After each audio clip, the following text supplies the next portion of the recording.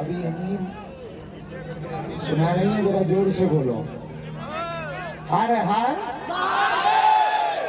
हमने ये माइक किसी कारण से लिया है, वो कारण ये है,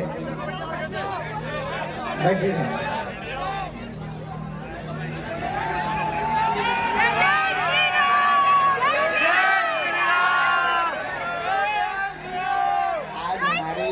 बीच में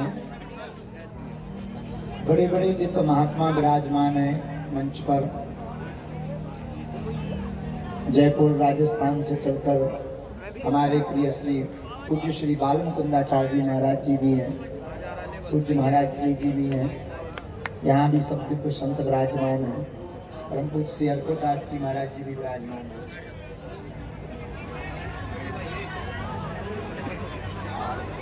नहीं सुनाई दे रहा भैया, बीच में माइक नहीं सुनाई दे रहा, उनका पेड़। मंच के ही मध्य में जब मीनाक्षी बहन बोल रही थी, तब उस वक्त हमारे बड़े ही आत्मीय, जिनके प्रति हमारी तो अपार निष्ठा भी है और श्रद्धा भी है, ऐसे परम पूज्य श्री कलकी धाम वाले पूज्य श्री महाराज जी आचार्य प्रमोद कृष्णम जी महाराज जी अपनी निवाड़ी में आए हुए। तो जोरदार ताली बजा करके आपका स्वागत करो और सीताराम कहो सब लोग। 1000 किलोमीटर की यात्रा करके आए हैं, तो हम अपनी आज की विराम की चर्चा बाद में रखेंगे। पहले महाराज जी का आशीर्वचन ले लें। अभी पवन तिवारी जी भी बैठे, उनका भी भजन रह गया है, और काजल बहन की भी 2 पंक्तियां रह गई, अगर रह भी जाएगी तो उधार डली रहेंगी। हाँ, लेकिन उसके पूर्व में सर्वप्रथम हम सब महाराज जी की वाणी से आशीर्वाद ले लेते हैं। आप जहाँ विराजते हैं वहाँ एक स्थान बना रहे, उसका नाम है कलकी धाम। क्या? कलकी धाम। कलकी समझते ना? भगवान का इस कलयुग में जो अवतार होना है वो कलकी भगवान के ही रूप में होना है। बड़ा विशाल भव्य मंदिर के लिए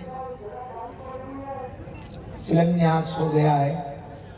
बार बार पूज्य महाराज जी हमको बता रहे थे दूरभाष से, कभी कोई महापुरुष, कभी कोई महापुरुष उस कलकी धाम में एक एक पत्थर एक एक देवत्व के लिए स्थापित करने पहुंच रहे हैं।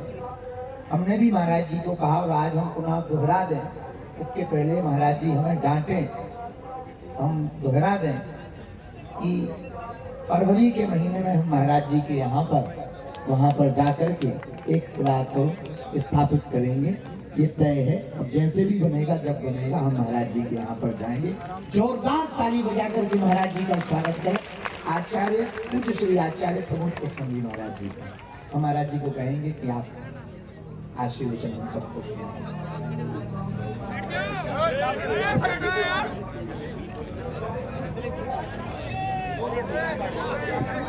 सभी हाथ खड़े करके एक बार बोलो, बागेश्वर सरकार की। आवाज नहीं आई, जोर से बोलो, और जोर से बोलो, और जोर से बोलो, और जोर से बोलो। आवाज बांग्लादेश के ढाका तक जानी चाहिए, जोर से बोलो। भारत माता की, सत्य सनातन धर्म की, शिकल की धाम की, बागेश्वर धाम की।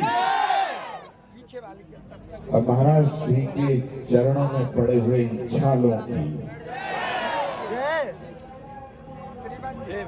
मैं वहां से आया हूँ जहाँ भगवान आएगा,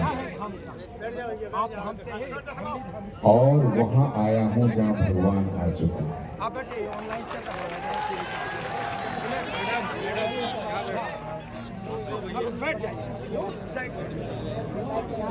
भगवान कृष्ण गीता में कहते हैं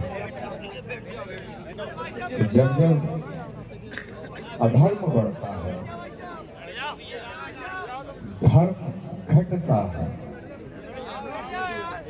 तब तक परित्राणाय साधूनां विनाशाय च दुष्कृतां धर्म संस्थापनार्थाय संभवामि युगे युगे। तब तक मैं धरती पर आता हूँ, अलग अलग रूपों में आया हूँ, अलग अलग रूपों में आता हूँ। आप क्या सोचते हो? धीरेन्द्र कृष्ण शास्त्री जो यहाँ पदयात्रा कर रहे हैं, आप क्या सोचते हो? अपनी मर्जी से कर रहे हैं? मैं दावे के साथ कहता हूं कि वो परमात्मा के निर्देश पे कर रहे हैं।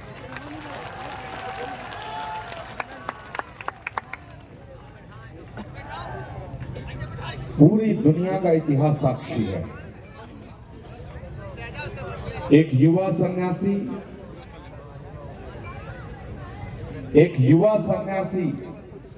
शिकागो की धरती पर जब बोलने को खड़ा हुआ तो पूरी दुनिया के विद्वानों ने देखा कि ये युवा सन्यासी बोलेगा क्या, इसकी उम्र ही कितनी है, इसकी अवस्था कितनी है। लेकिन जिस समय उसने विश्व बंधुत्व और वसुधैव कुटुंबकम का उद्घोष शिकागो की धरती से किया, पूरी दुनिया के लोगों ने स्वामी विवेकानंद के चरणों का दर्शन किया।